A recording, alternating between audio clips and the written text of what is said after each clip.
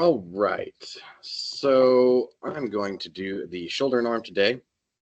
So we're going to crack into a few things. Namely, first and foremost, with all lectures, we want to start with the bones, and then the bones are going to lead into us understanding the joints. And then when we apply the muscles or overlay the muscles over those joints and attach them to those bones, then we'll see the movements that they produce. So our first bone is the clavicle. Our next bone is going to be the sternum. We will also look at the humerus and the scapula as well. So the first thing I want to do is actually show you a easy little drawing that you guys can recreate yourself. The sternum was on there, so let me just go ahead and draw this in as we go ahead and go over our stuff here. But first and foremost, whenever we're identifying a bone, make sure that you label the bone, which side of the body it's on. So in this case, I've drawn all left side of the body bone. So we have a left clavicle, left humerus, left scapula. In this case, the sternum is dead center, so we don't need to identify that, but we can also further identify what direction we are looking at on this bone. So in this case, we are looking at the anterior view of all of these bones. In this particular case, that's if you are looking at me dead on.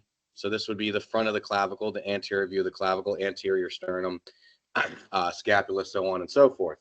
So might as well start with the sternum since I'm in the process of drawing it right now.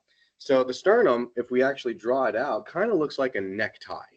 And I do like to call it the necktie of the body. So we have the knot up here, which is called the manubrium.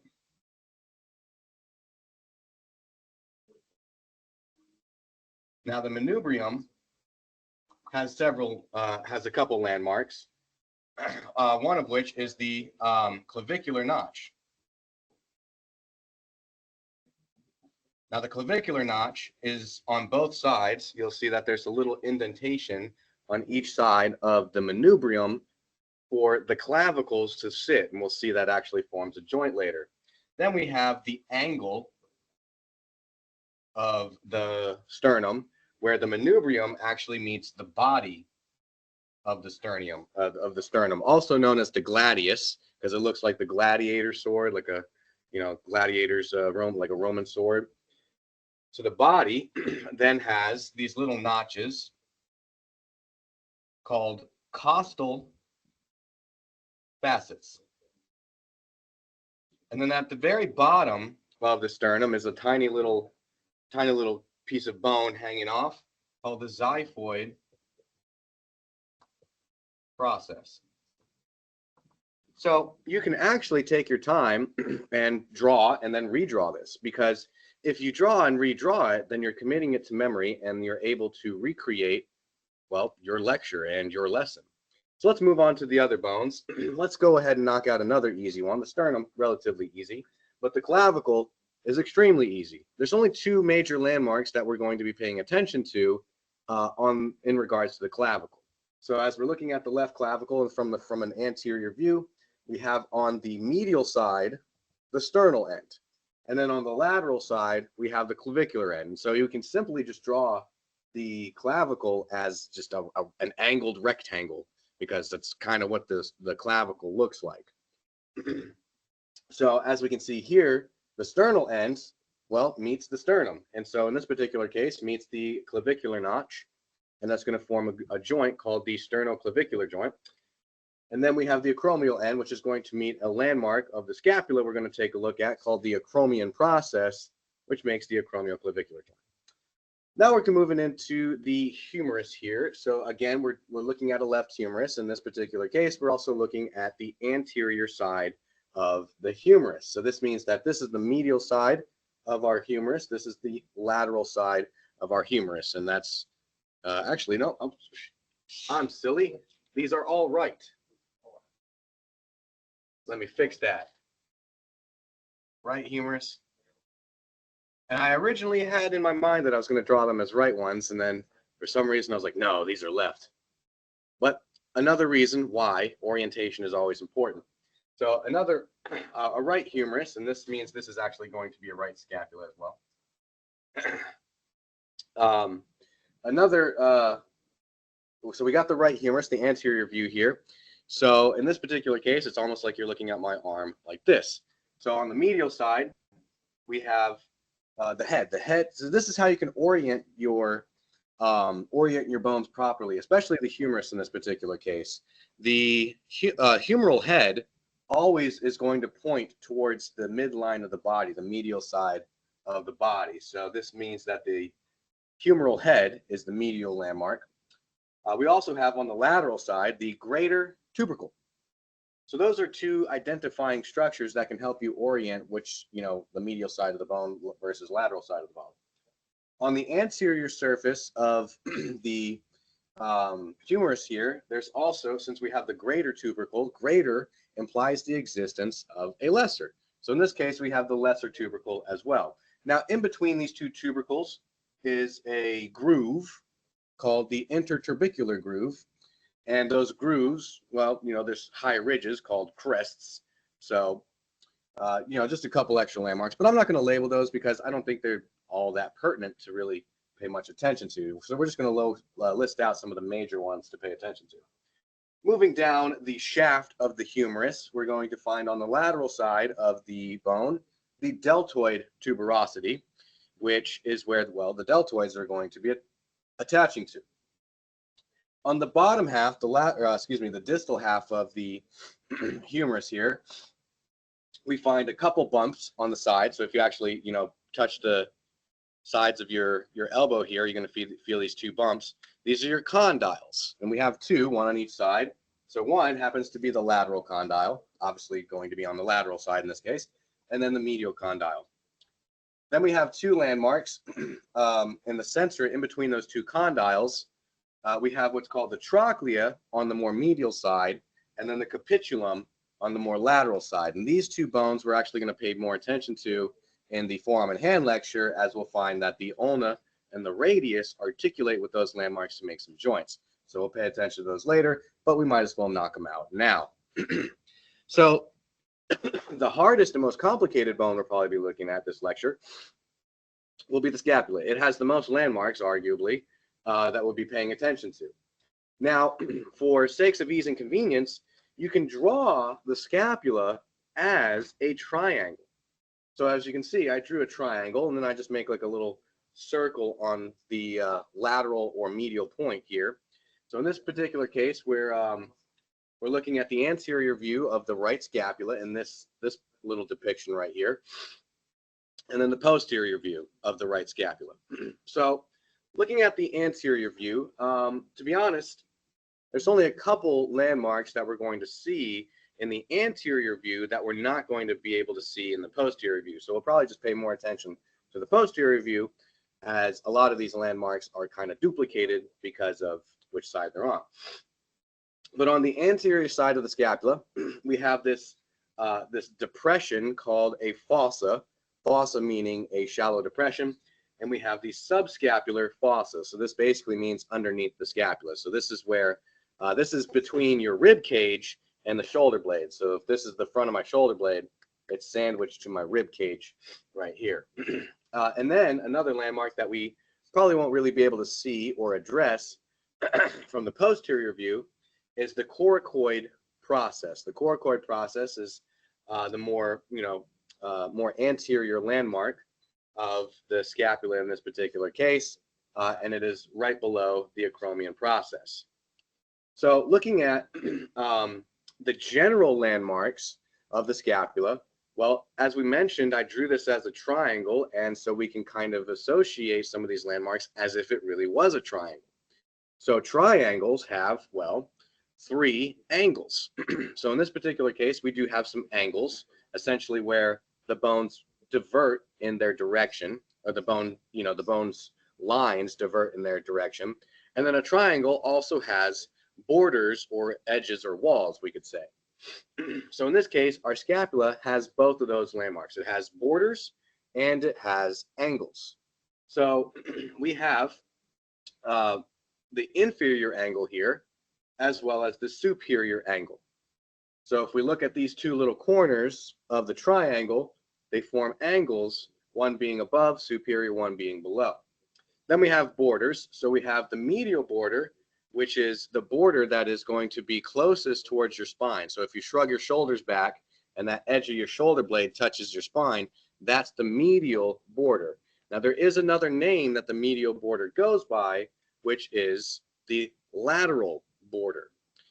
Or excuse me, not lateral border, I'm crazy. The vertebral border. So the medial border, being right next to the spine, can also be called the vertebral border because of its relation to the spine. So now lateral border, which is what I just said in confusion, the lateral border is out here on the sides, forming the lateral border. And then, of course, we have the superior border at the top. So again, these landmarks can be seen on either side of the scapula. So as we can see, we had to redraw some of those. Then another landmark that we'll be able to see on either side is the glenoid fossa, also known as the glenoid cavity, which is the little depression on the very end on the lateral side of the scapula. So in this particular case, in the anterior view, the glenoid fossa is actually right here where my shoulder, my humerus meets the little pit, the little depression there of the glenoid cavity, aka glenoid fossa. Now there's some tiny little bumps in there, so the superior glenoid tubercle and inferior glenoid tubercle, but again, I think you could loosely understand, even more confidently understand, that if I said that there was a superior glenoid tubercle, well, you would assume that there was a little bump above the glenoid fossa. So then on the posterior side here, we have a couple more landmarks that we can see. Most of our landmarks that we're going to be looking at on the scapula will be, like we said, on the posterior side. So first and foremost, we see that there's this ridge. So if you actually, reach back and touch towards your shoulder blade, you'll feel that little edge running up at this angle. We call that the spine of the scapula. When the spine of the scapula hooks into the acromion process. So the spine of the scapula creates partitions two different fossas or depressions in the scapula, so we have one above the spine of the scapula and one below the spine of the scapula. So loosely enough, the supraspinous fossa is literally the shallow depression above the spine of the scapula. That's literally what the name means. So supraspinous fossa is the little depression above the spine of the scapula. And so if we have the superior one, then we have one below it, and we have the infraspinous fossa. And those landmarks, the subscapular fossa, supraspinous fossa, and infraspinous fossa are going to be important landmarks because we're going to see some muscles that attach to these landmarks here, specifically the rotator cuff muscles. So very important muscles that we'll be wanting to pay attention to. So let's go back to our slides here and start looking at some of these joints.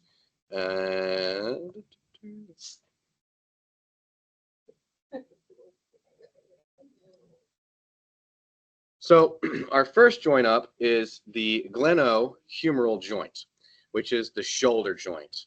And as we can see here, our glenohumeral joint is formed by the previous landmarks that we just looked at. So as we see the build of bones into joints, then to muscles. That's how we want to tier stage learning all of this material. So our glenohumeral joint, well, as the name would imply, is gleno. Well, we've already learned that the glenoid cavity or glenoid fossa is a landmark of the scapula. Humeral, well, humerus. So what of the humerus will actually articulate with the glenoid cavity? Well, it's the head of the humerus. So the shape of these two bones coming together forms a ball and socket type joint, which if you've watched my video on kinesiology and how the body moves, right, we went over all of the different types of joints. So just by knowing the type of joint, you should be able to understand what movements are being produced by this joint in itself. So ball and socket type joints are able to produce flexion and extension, adduction and abduction, internal and external rotation. So let's go ahead and demonstrate. Those movements real quick. So first off, here's our glenohumeral joint, my shoulder joint. And so flexion is this anterior movement like this, to move my hand forward, to shake your hand, maybe rip my arm to move forward to shake your hand. And then extension is to come back like this. Then we said we had adduction and abduction. Now with the shoulder, there's several forms of adduction and abduction which we can perform, which is lateral abduction, lateral adduction. So the nature of adduction versus abduction, adduction meaning coming towards the midline of the body, abduction moving further away. Lateral in this case means to the side. So this means that I'm moving out to the side like this. So lateral abduction, lateral adduction, but we can also move in a horizontal plane for horizontal adduction, horizontal abduction. Front hand, back hand. Want to play a game? So we also can have a last form of adduction abduction to cover any variable angle that adduction and abduction can occur, which is oblique adduction and abduction, which could be at this angle, and we can do the Saturday Night Fever, John Travolta here. Then we can also perform internal versus external rotation. So in this case, I'm going to use my forearm to indicate which way my shoulder is orienting. So if my shoulder does internal rotation, it's going to make my arm turn towards the midline of my body. We also call internal rotation medial rotation.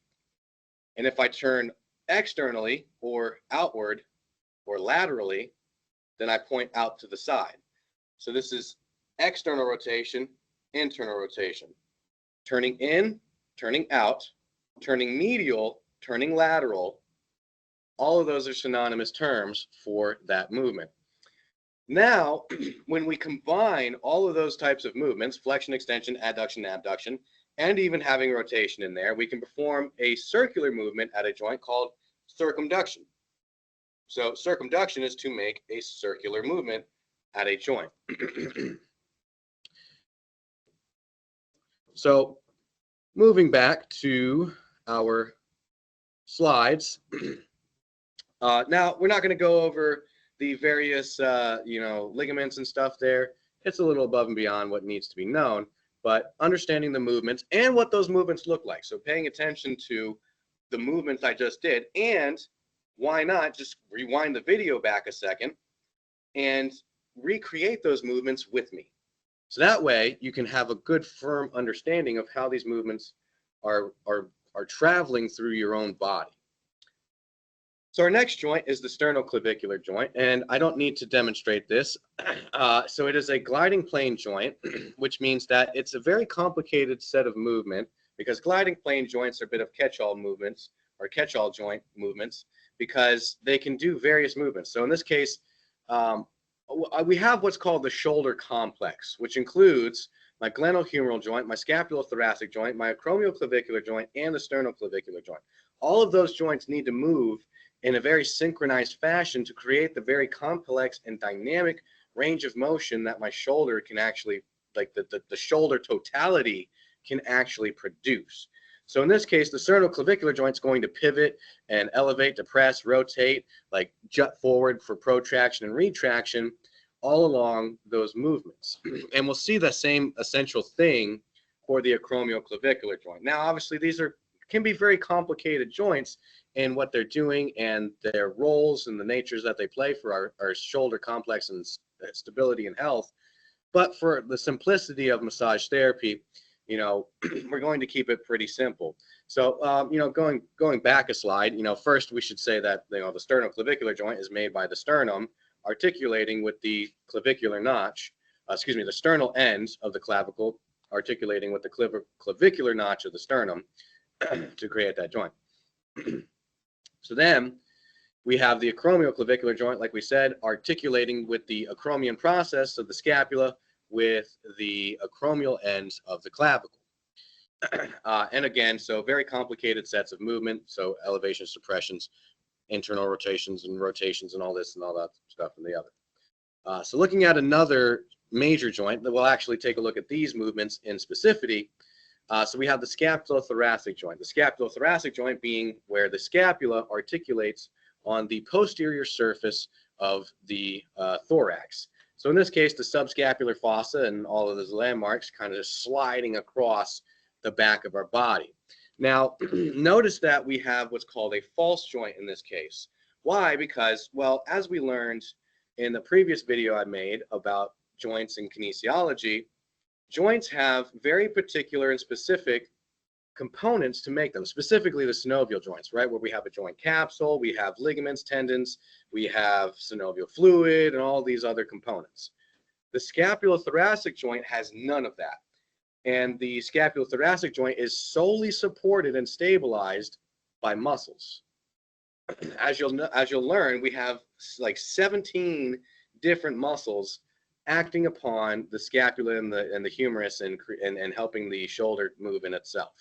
So we'll see a few muscles that are key components in maintaining scapular, integrity and health specifically. But the scapulothoracic joint is solely supported, held in place, and moves only with just muscular effort. So let's go ahead and I'll demonstrate the movements. So the scapulothoracic joint is able to perform elevation, depression, protraction, retraction, upward and downward rotation. So what do those exactly look like? Now, hopefully my mic won't be too muted as I turn away, but if my shoulder blades elevate, they shrug up. So if anyone ever asks you what is elevation of the shoulders, just say, I don't know. That is elevation of the shoulders. And then the opposite direction would be to depress them and pull them downward. Then we have protraction and retraction. So protraction, if you're proactive, you're very outgoing and forward moving, right? So in this case, my shoulder blades coming forward is called protraction, which is actually a form of abduction, because by definition of abduction is to move away from the midline of the body. So retraction is where I pull and pinch my shoulder blades back towards my spine. That is actually a form of adduction. So lastly, we have upward and downward rotation. Now it's impossible for me to isolate upward and downward rotation of my scapulothoracic joint without moving my humerus, because there's a concept called Scapulohumeral Rhythm, in which we'll take a look at in this lecture, of where we have this interrelated, this very coordinated movement of how the scapula will upwardly rotate as our humerus moves into lateral abduction, as well as horizontal, all these different types of adduction, right? So scapulohumeral rhythm is pretty complicated, but we'll keep it super basic here in a second. But so I have to demonstrate by moving my arm in order to demonstrate upward rotation. But it's where my shoulder blade is. So if my shoulder blade is like an arrow pointing like this, if the arrow turns upward like that, that's upward rotation. And if it turns downward, it's downward rotation. So an easy landmark to look at in regards to rotation of the scapula is the acromion process, right? So if my acromion process starts to point more upward, upward rotation. Starts to point downward, downward rotation. And so those are our joints there. Nothing too crazy. So now, and here's a quick slide of all of the movements demonstrated for us all to take a look at. I'm just going to take a quick sip of water.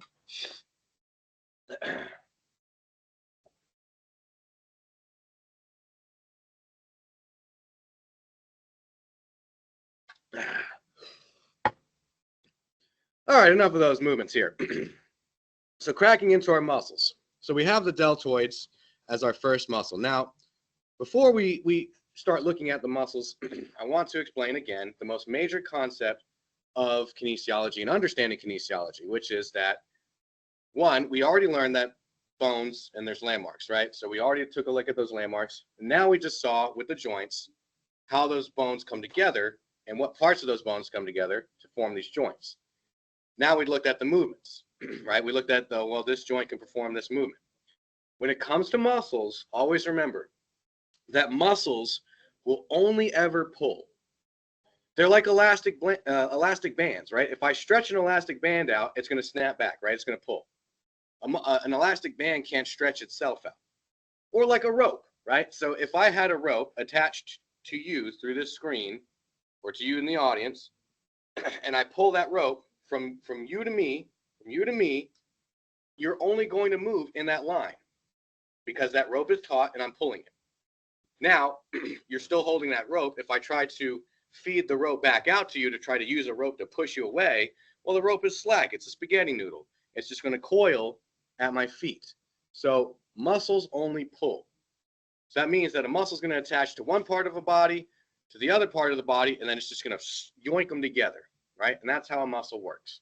Now, a muscle has to cross a joint to be effective. If a muscle just is on a bone and not crossing between two bones, aka a joint, it's not going to do anything unless it snaps that bone in half like a wishbone to, well, then now you just made your own joint out of a broken bone, right? So muscles only pull. They have to pull, over a joint, and they can only pull in the direction of the muscle fibers. So that's a very important rule too, because when we look at these muscles, you're going to notice that these like hair-like threads exist on a muscle. Those are muscle fibers, and so those are telling us that it's almost an outline, right? It's an A to B situation. When a muscle contracts, the fibers, the various structures inside the muscle fibers, the sarcomeres individually, contract and shorten, creating the shortened position of a muscle, which only occurs in the line of the fiber. Same thing with the rope, right? You're holding the rope, I pull, only you are pulling towards me. Something off in the distance ain't pulling, and it's not like you're taking a zigzag line towards me. It's A to B, A to B. That's how muscles, that's how muscles work, right? So let's take a look at some of these pictures here that we have for our muscles. Our first muscle group was the deltoids. So in this particular case, we have three parts of the deltoids. Now, first and foremost, the deltoids are the rounded cap of the shoulder here, the rounded part of the shoulder here. And so there's three different parts of the deltoid muscle. We have the anterior head, we have the lateral head, also known as the middle, and we have the posterior head. So some people, maybe, more common layman's terms, front delt, side delt, rear delt. Anterior, lateral, posterior, a little bit more technical. So the origins and insertions, now just to put a quick pin on origins and insertions, while I personally don't think that racking your brain about differentiating origins and insertions for muscles is that important. If we understand some previous concepts, origin and insertion is a given thing you should know inadvertently, right? So first piece of information you need to know is the landmarks of bones, right? Especially being able to visually identify what landmarks you're looking at on like a skeleton. So if I had a skeleton, what bone am I looking at? What landmark am I looking at in this particular case? So the next piece of information we need is to understand what exactly is origin and insertion. Well, the origin of a muscle is the part of the body that the muscle's attached to that isn't going to move a lot or at all, right? It's the more stabilized end. And then the insertion is the opposite. It's the part of the body that'll move more. For an example, my pec muscle, my big chest muscle, it's attached to the center of, without going into too much detail because we're going to look at this muscle specifically, attached to the center of my chest here, my rib cage. My rib cage is solid. It's not moving. But then it reaches out and attaches to my arm, which is very mobile, right? So the origin of the pectoralis major is going to be on the chest. The insertion is going to be on the arm. Now, generally, we like to say that the insertion is always pulled towards the origin in regards to movements. Personally, I think that's arbitrary and stupid because what a muscle does is it just contracts. what it wants to do is it wants to pull all the things it's attached to the center of the muscle, or the fattest central region of the muscle called the belly. It just so happens, like we previously said, some parts of the body that it's attached to won't move or move much. So we just essentially pull one part to the other. So when it comes to looking at muscles, personally and preferentially, once we have established that you can visually identify a landmark of a bone, and you are comfortable and confident with knowing where those joints are and what the movement of that joint looks like in real space. So as we demonstrated, right, flexion of the arm or flexion of the glenohumeral joint occurs like this, right, to move forward. If we line up the rules of muscles, that means that some muscle has to be here in the front of my body and pull my arm in that direction. That is the only way that flexion of the glenohumeral joint is possible. So if we just go ahead and zoom in on this deltoid muscle, well, we can actually see that the three different heads attach to different parts of our shoulder. So sometimes I like to say, take your hand, and I know I'm probably going to be tiny right now as I'm not zooming out. Take your cupped hand and place it over your shoulder.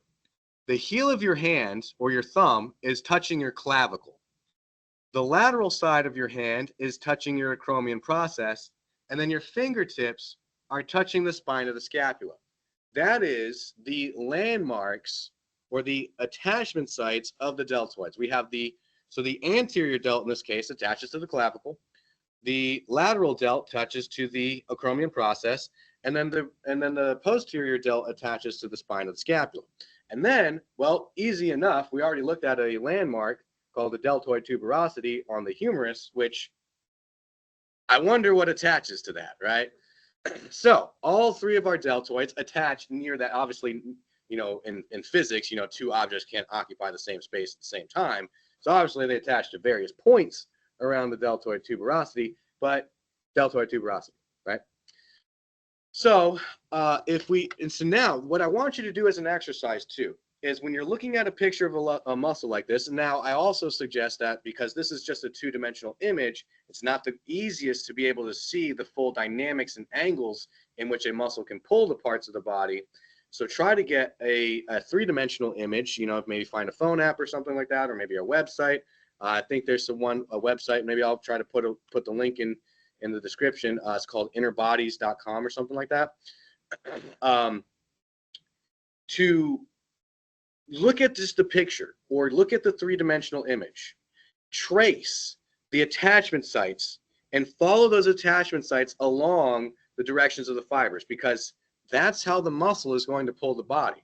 So in this particular case, and I'm going to, let's go ahead and zoom out into me, my anterior delt. So an excellent example you can do with learning muscles or tracking movements, especially if you can, the anterior muscles of our body are a little bit easier to do this with because we can actually, palpate them and touch them. But if you can put one finger on one attachment site and then another finger on the other attachment site, then boom, now you have the A to B relationship. So now what I got to do is I want to try to move your body in which you're going to make your fingers touch each other or come as close as they can to each other. So you can see how my fingers separate and now they're closer. So that means that whatever I did here made my anterior delt contract, aka shorten. And that's what we talk about. That's what these movements are. Movements are when the muscle contracts or shortens, right? And that's what it's producing at the joints we're talking about. So of my glenohumeral joint, what did I do? Well, as we remember, so this is flexion, right? This is adduction. This is internal rotation. So my anterior delt flexed, adducted, and internally rotated. That's my anterior delt. My lateral delt, now it's a little hard for me to grab, but like right here. So my lateral delt can only do lateral abduction. It literally just raises my arm out to the side. And now so now you can see here, I can't really, it can be like a contortionist, but being able to touch the posterior side, my posterior delt will do, external rotation, extension, and abduction of the shoulder as well. Now, an exercise to continue with the exercise we're talking about, a big suggestion is, well, just have the picture of the muscle out, and then write down what you think the muscle is going to do based off of nothing but your visual input. What do you see, and what can you perceive mentally about what this muscle is going to do? Write it down on a piece of paper, and then go look up the actual answers. Right? That you're literally testing your knowledge by doing that, and you're studying, right? So let's go back to the slides, and let's just double check, because sometimes, that's, and the reason why I teach it like this is because that's how I pull up muscles. You think I have this big, long Excel spreadsheet of information ready at my hands? No, I just remember where the muscles are, where they are generally attached to, and whenever I think of a muscle, I pull up the image. And I'm like, okay, well, it attaches roughly around here, and based off of its pull, it's going to do this. And then, plus, being that, I'm active, personal trainer, yoga, that helps to also reinstate, active movements, which another suggestion is if, well, you're not working out or going to yoga classes or stuff like that, or doing any other movement therapy, I suggest you do to learn kinesiology, because that's what kinesiology is. Kinesiology is movement. And if you're not moving to learn kinesiology, and you're only learning kinesiology by words on a piece of paper, you're missing the point. But we check our work. All right, so we said that the anterior delt, well, flexes, internally rotates, and adducts. Horizontal adduction in this particular case, I mean, it can do various pulls of adduction, and as we learned, so we can just do straight adduction across, like almost lateral-ish. It can do oblique, horizontal, whatever. As we saw, the lateral delt just abducts the shoulder. That's all it does. And then our posterior delt extends, externally rotates, and again, abducts the shoulder. So perfect. Now, moving into, honestly, in my opinion, one of the hardest muscles in the entire lecture and then the entire kinesiology to teach, albeit maybe the sartorius, is the trapezius muscle. Why? Because it's just so broad. It's so big, right? And let me go ahead and I'll take my pen here. So we have the trapezius partitioned in 3 different places here. So we have the upper trapezius, the middle trapezius, and the lower trapezius. And what also makes the trapezius hard to understand, one, is that it kind of touches on several lectures, because some of the landmarks are in other lectures, not specifically this lecture. I know we didn't look at vertebrae, so we do have to understand a couple landmarks of the skull, a couple landmarks of the vertebrae, neck, and all that good stuff. So just to label out some landmarks, first off, we can see just in this picture here that we're touching the skull. In this particular case, it's the superior nuchal line of the occipital bone of our skull. Now, if we, and I think it's, okay, perfect. And then we have this little, so as you can see, the cervical region of our spine has a lordotic curve, and therefore it bows anteriorly. And so the spinous process of those vertebrae, as you can see, are a little bit more forward than it is directly below the external occipital protuberance and superior nuchal line here. So we have this big ligamentous structure that sort of just like holds the spine, the cervical part of the spine in place, called the ligamentum nuchae. And so that trapezius attaches from the skull, goes along the ligamentum nuchae, and then attaches to the tips of the spine, starting from C7, the cervical prominence, all the way down to T12. So it's a very long muscle. It's literally like the vast majority of your back, between your trapezius and your lats, those are some major back muscles. So it's almost like you really want to understand this muscle because it's impossible not to work this muscle if you work on someone's back.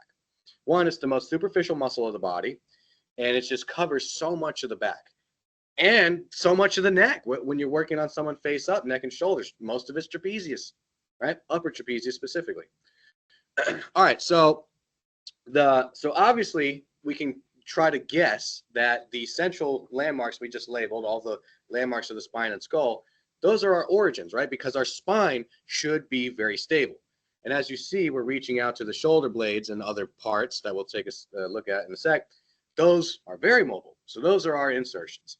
Now the trapezius, just like the deltoids, we can do that same exercise. If I take my cupped hand, place it over my shoulder, right? Heel of the hand on the clavicle, side of the hand on the acromion process, tips of the fingers on the spine of the scapula. Those are the landmarks, the insertions of the trapezius muscle. So when it comes to learning the trapezius muscle, we have to break down the trapezius muscle into 3 different parts. So let's knock out the easy parts. So we have the middle trapezius, as we see here in this section right here. Well, if we look at the fiber directions, right, so we're attached here to the shoulder blade, and we just follow this fiber direction, we're just literally going to retract the shoulder blades, aka adduction of the scapulus. Then looking at the lower trapezius, well, based off of this angle, one, we're going to depress the scapula, we're going to pull it down, and then, as we're attaching out to this small part of the spine of the scapula here, we're actually going to cause the shoulder blade to sort of rotate upwards as we pull it down, as well as adduct the scapula and bring it towards the spine a little bit. Excuse me, adduct the scapula. Make sure I said that. So the lower trapezius is pretty easy. Middle trapezius, the easiest. Now let's take a look at the upper trapezius and its movements, because again, we do have to take some information from other lectures that we didn't look at in this particular one. But I do have those recorded, the head, neck, and face, specifically the movements of the spine. Our spine can perform lateral flexion, which is to bend to the sides. It can perform extension, which is to tilt my head backwards. It can perform flexion, which is to tuck my chin forwards. And then it can perform rotation, either to the left or right. But we're going to see something in regards to this rotation, which is going to sound kind of confusing.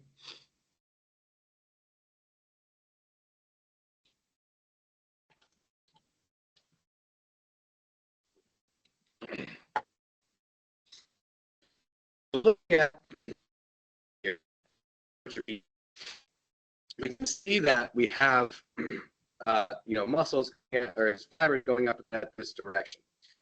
And another complicated part of a muscle like this, when we have a muscle that exists on both sides of the spine like this, dead center, it can perform what's called bilateral or unilateral actions.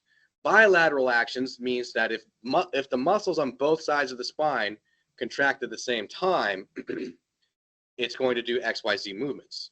Versus if I contract. So basically, if I cut the upper trapezius off into this little L, that's one side. This one side can contract independently of the other side.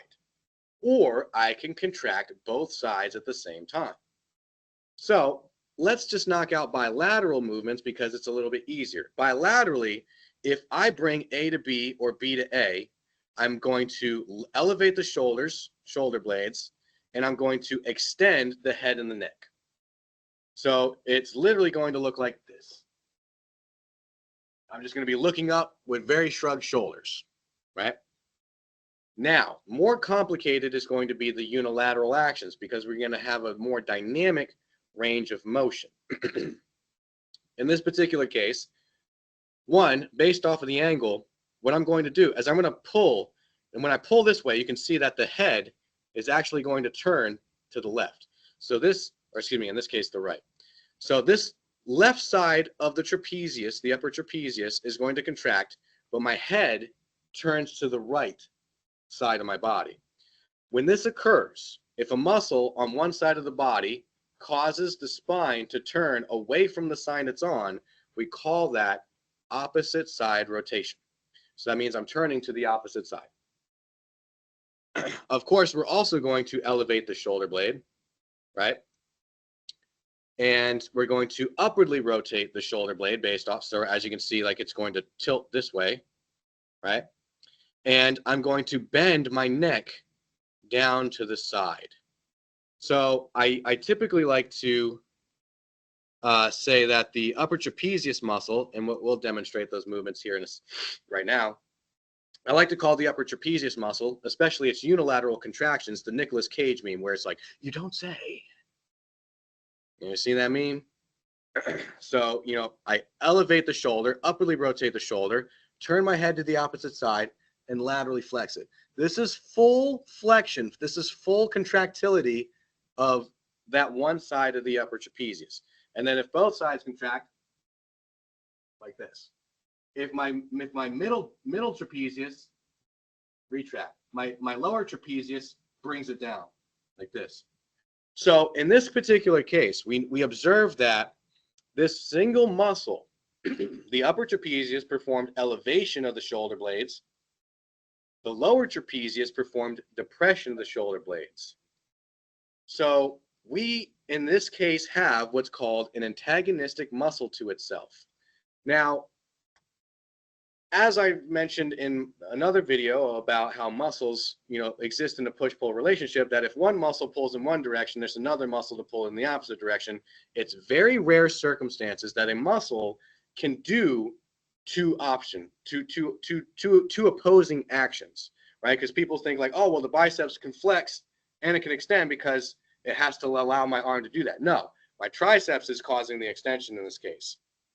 But in this particular instance, because the broadness of the trapezius muscle, typically big muscles that are very broad and cover a lot of the body or have multiple angles and directions of muscle fibers, can perform antagonistic actions. So my trapezius muscle can, which is antagonizes itself with elevation and depression. Other examples of muscles like that would be my pectoralis major, because it's a very large muscle, my gluteus maximus, and because of the nature and dynamics, the other gluteal muscles can antagonize themselves as well. Like gluteus medius can perform flexion and extension of the hip, because mostly it's a stabilizer and it's trying to essentially control and regulate those movements. So very few muscles can do antagonistic actions in those regards. And all your sartorius too. I love sartorius. Sartorius is a cool muscle. So I know that the trapezius is, like I said, it's the most complicated muscle for me to teach. And it literally, when I would teach at normal speed, it would literally be a whole hour just on that one muscle. But we're trying to streamline it. Now, I assure you, the rest of the muscles are going very quickly. So let's go ahead and just plow on through. First, let's make sure we check our work, right? So bilaterally extend the neck. And then, like we said, I mean, elevation of the shoulders is still going to occur. Unilaterally, lateral flexion to the same side, rotation to the opposite side, elevation of the scapula, and upward rotation of the scapula. So the middle trapezius is going to abduct the scapula and stabilize, right? So as we said, the scapulothoracic joint's a false joint, so it has lots of muscles to stabilize it, right? Your trapezius being one of those muscles. And then our lower trapezius muscle, our inferior trapezius muscle will depress the scapula, upwardly rotate, and technically retract or adduct the scapula as well.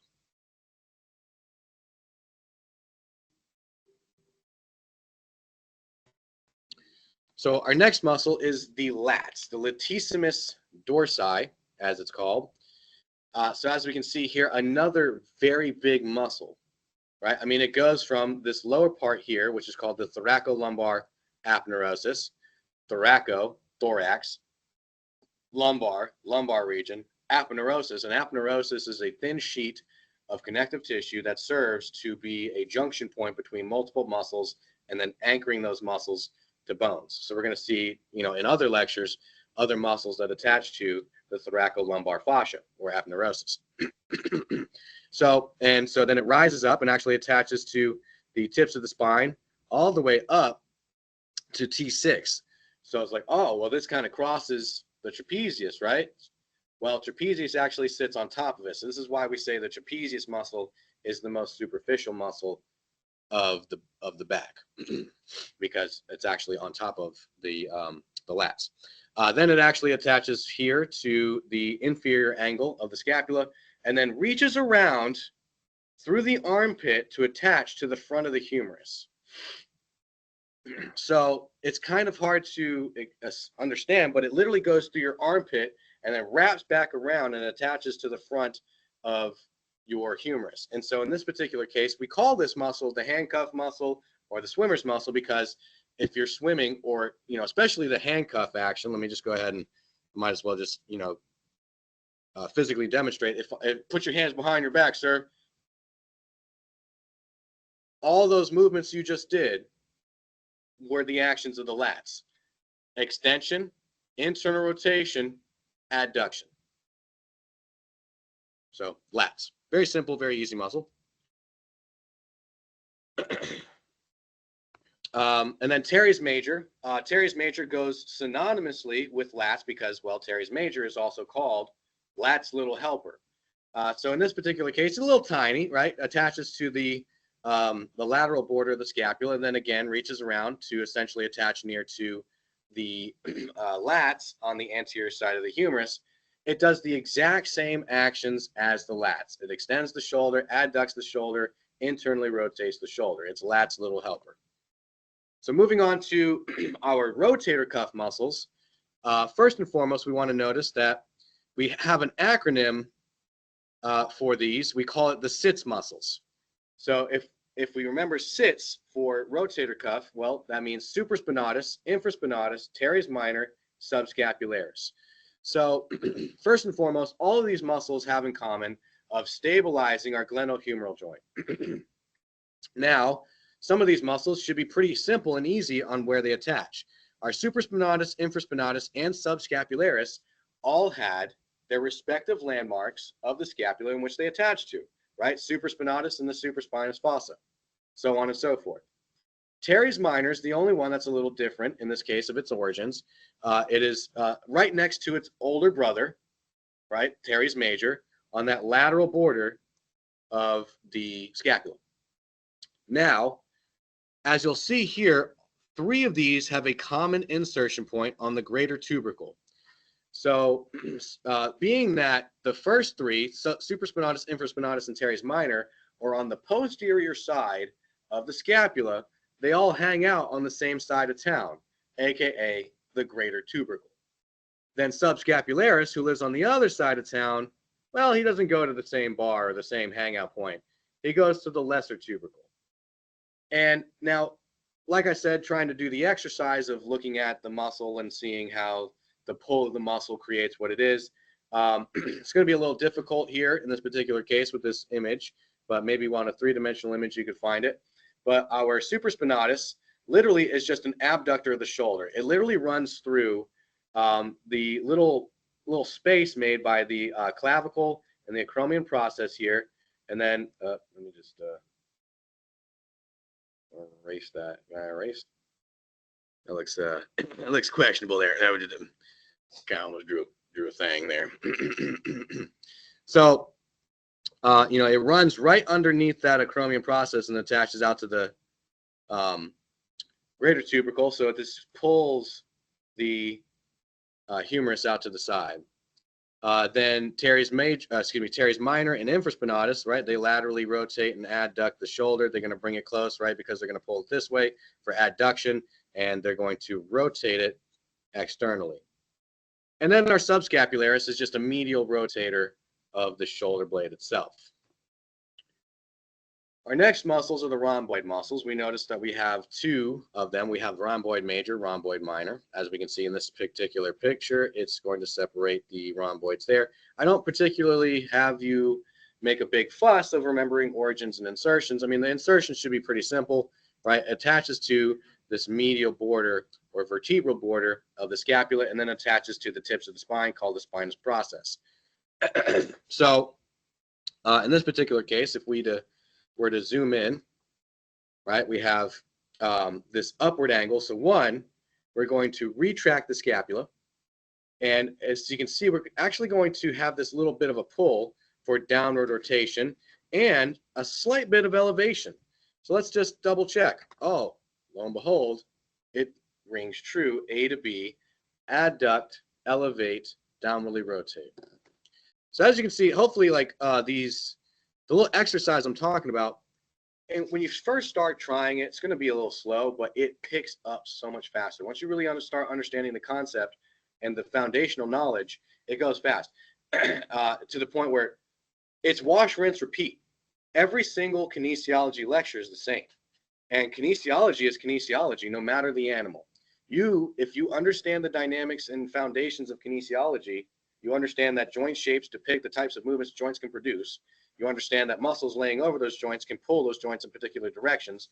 That if you understand the definition of particular movements, you can look at the anatomy of a cat and be able to identify almost probably like 90% of what's going on, right?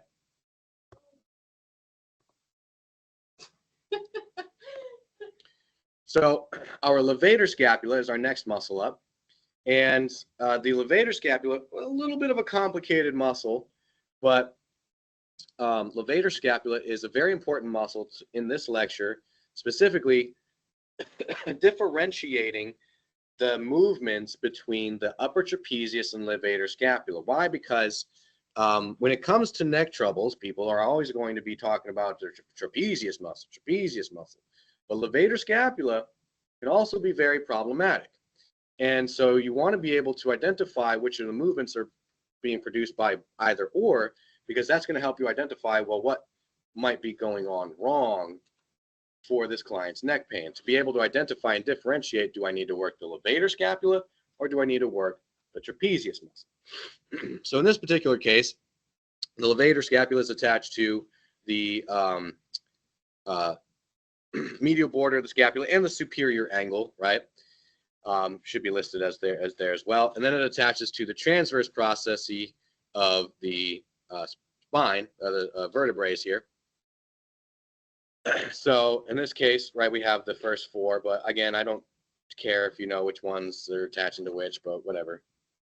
So as we can see, this angle is a little bit different, right? So one, we're going to, as the name says, levator. If we just put an E in front of that, right? Elevator scapula. Well, it's going to elevate the scapula. It's going to lift the scapula. But you can see based off of this angle, especially like if you look at this little sliver right here, it's going to rotate the shoulder downwardly. And of course, it's going to retract the shoulder a little bit. But specifically now, again, we have this muscle that's existing on the spine and going to be able to, marionette the spine and the head and neck a little bit. We're going to tilt the head to the side for lateral flexion. We're going to rotate the head. And in this case, I know, and again, so this is why I know a two-dimensional image isn't as great, because you would actually be able to see if you saw the angle at which, because our shoulder blade is on our back. And then as we saw, our cervical neck bows forward and is a little bit more forward than my shoulder blade. So that means that I have this like forward angle of my levator scapula. So that means that when it attaches to the side of my neck, it's actually going to pull me to the same side. So the levator scapula will perform same side rotation, same side lateral flexion, elevation of the scapula, downward rotation of the scapula, and a little bit minor degrees of adduction of the scapula. So again, like we said, we got this. So paying attention to this, so we have that the elevation of the scapula synergizing, meaning that it's the same action between two or more different muscles. Elevation of the scapula is a very common action between the upper trapezius and levator scapula. Downward rotation of the scapula, that is not a common action. As we saw, the upper trapezius upwardly rotates the scapula. Rotation to the same side is not the same actions. And then extension is, right? So that means that the levator scapula antagonizes the upper trapezius with rotation of the scapula and rotation of the neck. So in this case, the upper trapezius upwardly rotates the scapula, levator scapula downwardly rotates. Upper trapezius opposite side rotates the head and neck, while the levator scapula same side rotates the head and neck. Now we have the serratus anterior, one of my favorite muscles too, and I mean all of my muscles are favorite. All muscles are important and matter, but the serratus anterior is one of those cooler ones, right? So you've ever seen those superhero pictures and you see like their ribs are like poking out? Those ribs that you see are actually, well, I mean, you know, there's ribs there, sure, but it's actually the more prominent part that you're seeing is a muscle, and that is your serratus anterior. So the serratus anterior attaches to the first 8, maybe 9 ribs. So roughly we like to say 8. So we can say Sir 8, us, like number 8. So the first 8 ribs. And then it slides across our thorax and attaches to the inside or the anterior side of the scapula at that medial border or medial surface. Now this means that this is one of the chief muscles responsible for stabilizing the scapula, particularly to stop the medial border from lifting off away from the thorax. So in this particular case, we call the serratus anterior the boxer muscle. Let me go ahead. Oh shoot, I haven't been sharing my screen this whole time. Well, let's go back a little bit. So the Latissimus Dorsi, here's some of my notes here. So we have the, you know, like we said, the thoracolumbar aponeurosis, right? The little tips of the spine. That's the inferior angle, right? Reaching underneath the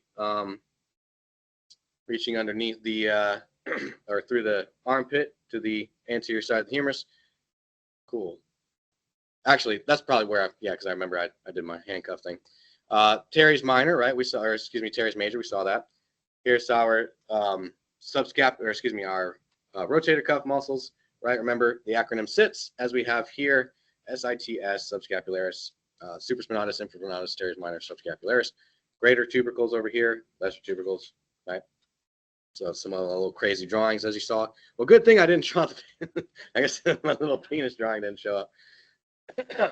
Rhomboids here, right? Very simple muscle here. Levator scapula. Well, let's just zoom in because I know that like that was one of my more pertinent muscles to really show you guys the levator scapula and the superior angle and medial border, right?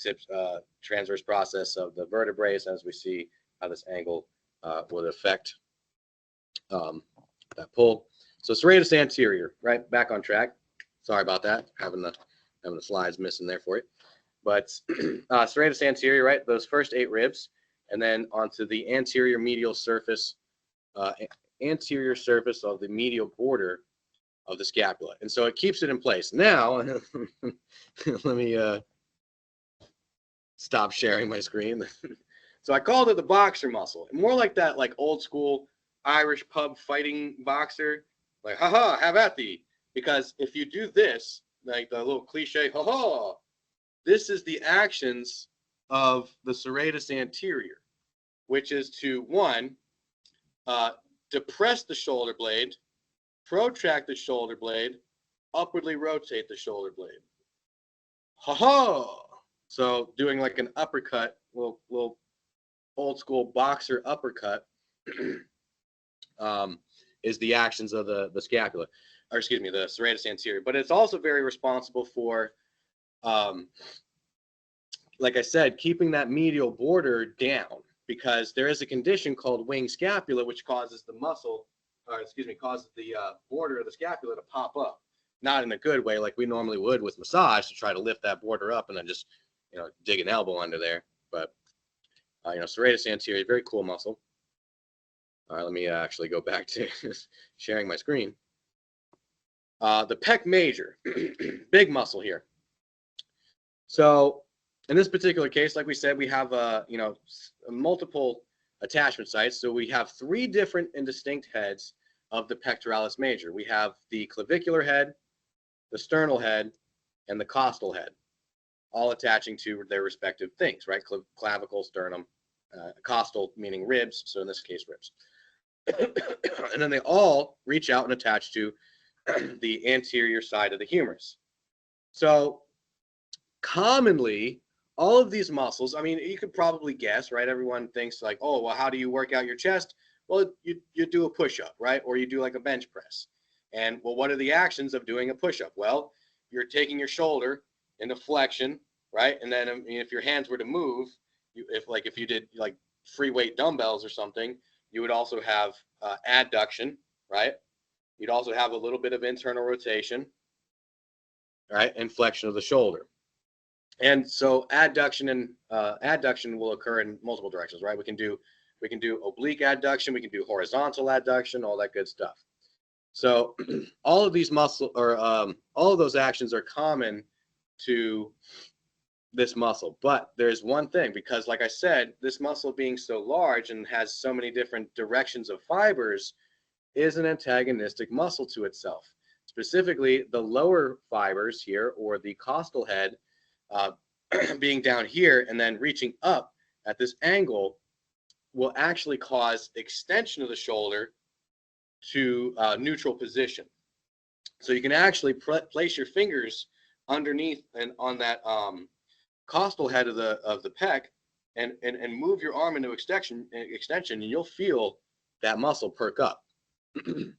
So in this particular case, the pectoralis major can perform adduction of the shoulder, including horizontal and oblique.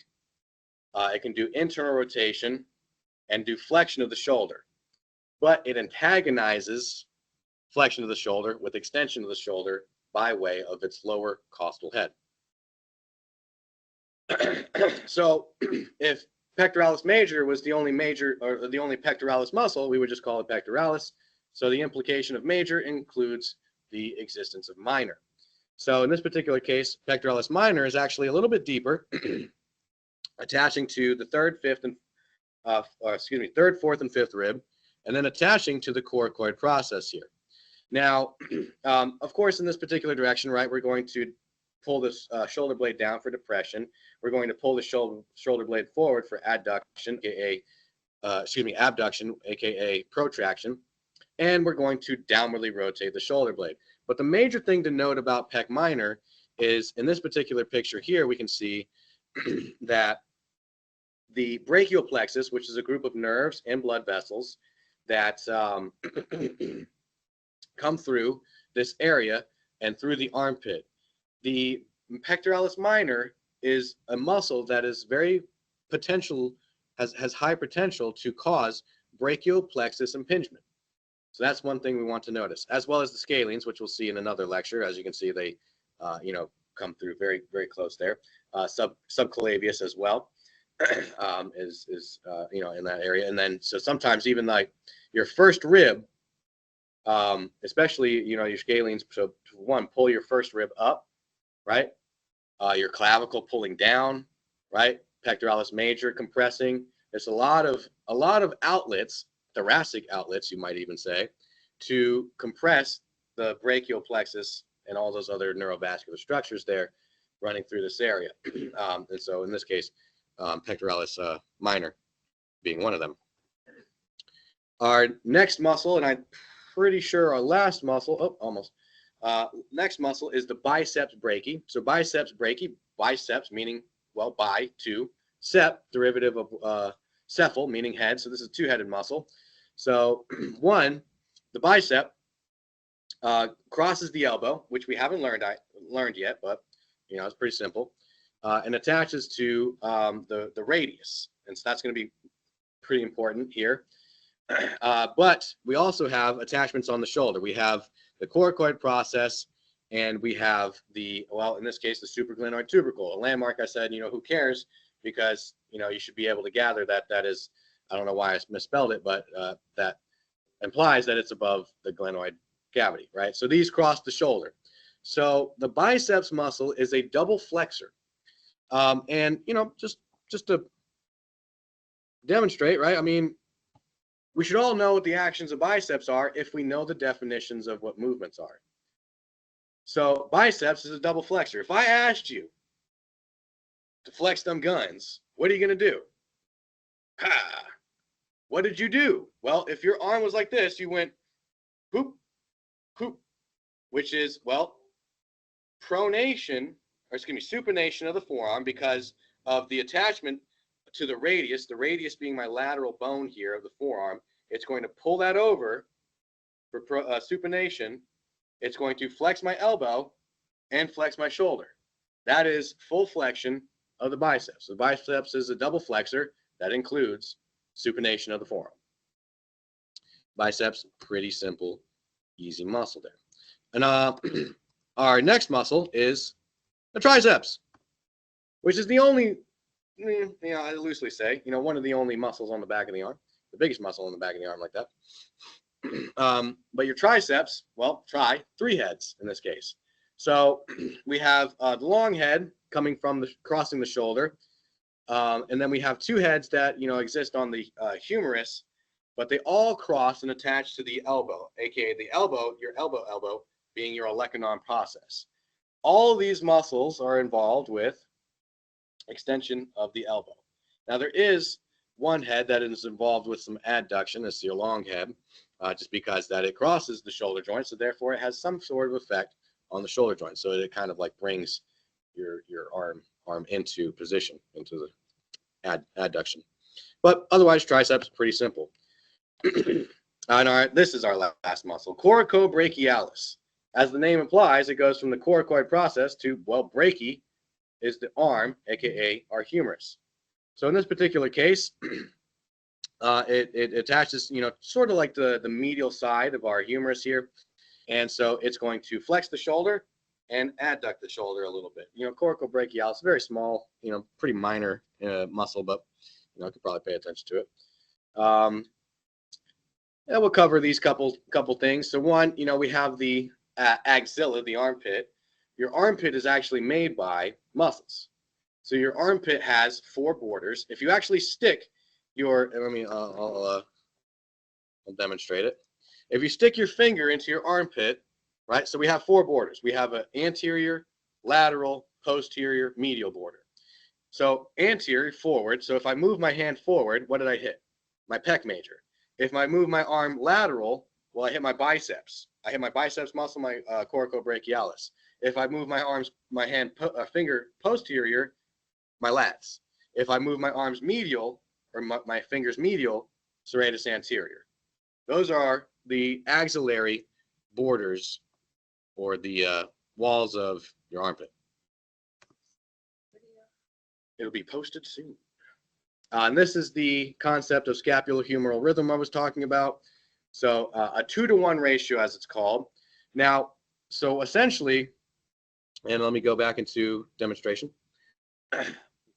First and foremost, based off of the anatomy of my shoulder, my glenohumeral joint can functionally only do roughly, depending on the shapes of your bones, everyone's a little different, in general, 90 degrees of lateral abduction. At this point, my bones would like crush into each other if they tried to do any more, right?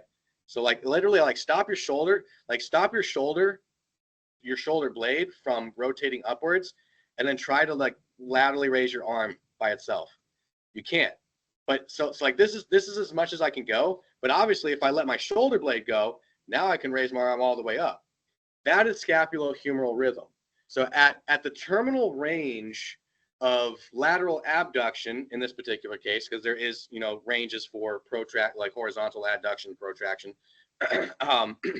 So at 90 degrees or terminal range of abduction, lateral abduction of my glenohumeral joint, my scapula has to start upwardly rotating in order to produce more movement. So if I move my glenohumeral joint by 2 degrees, my shoulder blade shifted 1 degree. So 2 degrees of lateral abduction produces 1 degree of upward rotation of the scapulothoracic joint. And like I said, there's different scapulohumeral rhythms, but like I said, we'll just keep it super simple, right? And then we get into the pathologies there.